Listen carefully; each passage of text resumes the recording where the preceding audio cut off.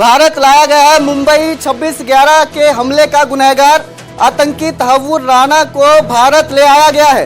दिल्ली के पालम एयरपोर्ट पर विमान की लैंडिंग हुई है, जिसके बाद अमेरिका से भारत तहव्वुर राणा को ले आया गया है।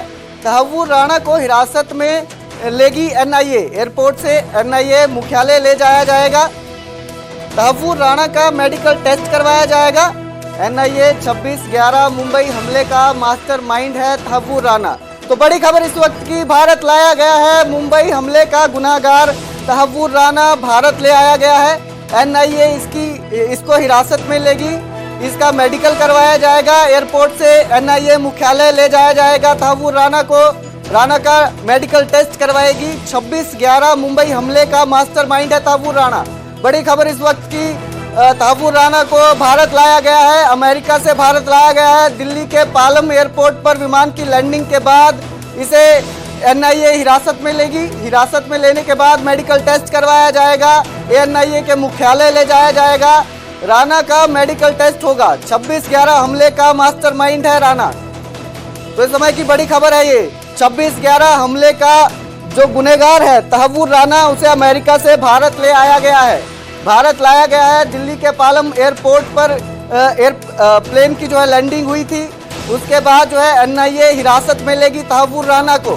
तहव्वुर राणा को हिरासत में लेने के बाद उसका मेडिकल टेस्ट करवाया जाएगा। 26/11 हमले का मुख्य आरोपी है तहव्वुर राणा। बड़ी खबर इस वक्त की, तहव्वुर राणा को भारत लाया गया है।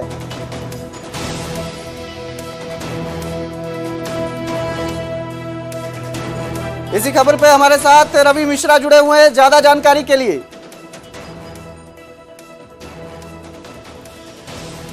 जी रवि जी, मैं जानना चाहूंगा इस समय क्या कुछ स्थिति है एयरपोर्ट पर।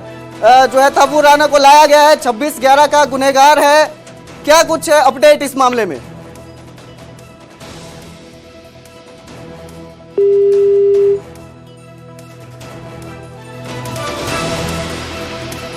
माफी चाहेंगे, हमारी जो है लगता है संपर्क टूट गया है रवि मिश्रा से। लेकिन इस वक्त की बड़ी खबर है ये, तहव्वुर राणा को भारत लाया गया है। मुंबई 26/11 हमले का मास्टरमाइंड है तहव्वुर राणा, जिसे अब जो है भारत लाया गया है।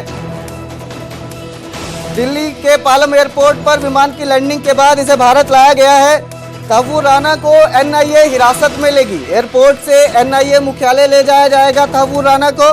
राणा का मेडिकल टेस्ट करवाया जाएगा। तो 26/11 हमले का ये मास्टरमाइंड है जिसे भारत लाया गया है।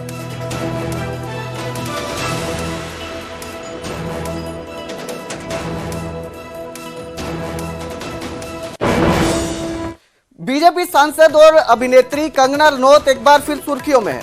उन्होंने 1 लाख रुपए बिजली के बिल वाला अपना बयान दिया था, जिसके बाद हिमाचल प्रदेश बिजली बोर्ड ने सबूत पेश किया है। बोर्ड ने बिल को सही बताया और सांसद के आरोपों का खंडन किया है।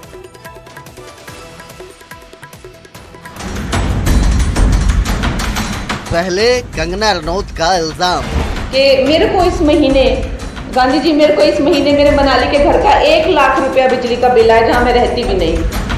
फिर बिजली बोर्ड का सबूत, जो कि गलत रेज नहीं हुआ है, जो ठीक है, और ये 91,000 रुपीज का बिल है और बिल्कुल ठीक फिगर है। यदि आप देखेंगे, बेबाक बयानों के लिए मशहूर सांसद कंगना रनौत के बिजली के बिल वाला बयान चर्चा में है। जहां 1 लाख रुपए बिजली का बिल आने की बात करने वाली कंगना रनौत के दावों की HPSEBL ने पोल खोल दी।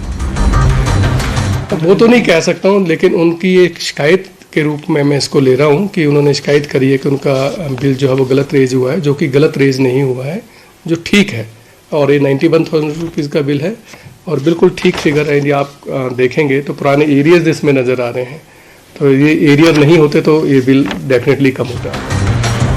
HPSEBL मुताबिक 90,384 रुपए बिजली का बिल जनवरी और फरवरी महीने का है, जिसकी कुल खपत 14,000 यूनिट थी। विभाग के मुताबिक अगर बिल नहीं जमा करवाया गया तो उपभोक्ता के खिलाफ कार्रवाई की जाएगी। सांसद जो है वो कंज्यूमर है, जैसे आम कंज्यूमर है उसी तरह से वो कंज्यूमर हैं। तो जो भी हमारा सप्लाई कोड है उसके मुताबिक जो भी उनको पेनल्टी लगी है वो लगी ही है, और लंबे समय तक जो है वो कोई उपभोक्ता जमा नहीं करवाता तो फिर डिस्कनेक्शन की तरफ हम जाते हैं। बता दें कि मंडी के एक समारोह में सांसद कंगना रनौत ने मनाली स्थित घर का 1 लाख रुपए बिल लाने की बात करके सुक्खू सरकार पर तंज कसा था कि मेरे को इस महीने गांधी जी मेरे को इस महीने मेरे मनाली के घर का 1 लाख रुपया बिजली का बिल आया, जहां मैं रहती भी नहीं। सोचिए, तो हम देखते हैं और कल जो है 10 रुपए इतनी दुर्दशा की हुई है। तो वहीं कंगना की टिप्पणी के बाद हिमाचल प्रदेश कांग्रेस इकाई ने आरोपों को रद्द करते हुए इसे गैर जिम्मेवार बयान बताया था। कांग्रेस ने कंगना के इस बयान को सस्ती पब्लिसिटी बताया था। Bureau report, news 18। आगे बढ़ेंगे, जिक्र करेंगे यमुनानगर का, जहां पीएम मोदी के हरियाणा दौरे को लेकर प्रशासन की तैयारियां जोरों पर है। 170 एकड़ में पीएम मोदी की ये रैली होगी। रैली में 50 से 60 हजार लोगों के आने की उम्मीद जताई जा रही है। रैली स्थल पर 18 से 20 हजार कुर्सियां लगाई जाएंगी। रैली में 12 एसपी और 29 डीएसपी तैनात रहेंगे। 3000 पुलिसकर्मी भी ड्यूटी पर तैनात रहेंगे। पीएम मोदी 14 अप्रैल को हरियाणा दौरे पर आ रहे हैं, जहां यमुनानगर में दीन बंधु Chhotu Ram thermal power plant की नई यूनिट का शिलान्यास करेंगे और हिसार में एयरपोर्ट का उद्घाटन भी करेंगे। तो पीएम मोदी के यमुनानगर दौरे को लेकर तैयारियां की जा रही हैं, तैयारियां हो रही हैं। इस दौरान वहां पे जो है करीब 50 से 60 हजार लोगों के आने की उम्मीद है। रैली स्थल पर 18 से 20 हजार कुर्सियां लगाई जा रही हैं।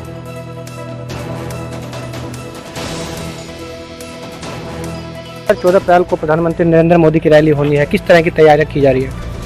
देखिए, 14 तारीख को जो माननीय प्रधानमंत्री जी की रैली होनी है उसके संदर्भ में यहाँ पर कैल गांव में जो है पूरे जो है तैयारियां चल रही हैं। जहाँ टेंटे का काम है, साउंड का काम है, बाकी जो काम है वो प्रयासरत है।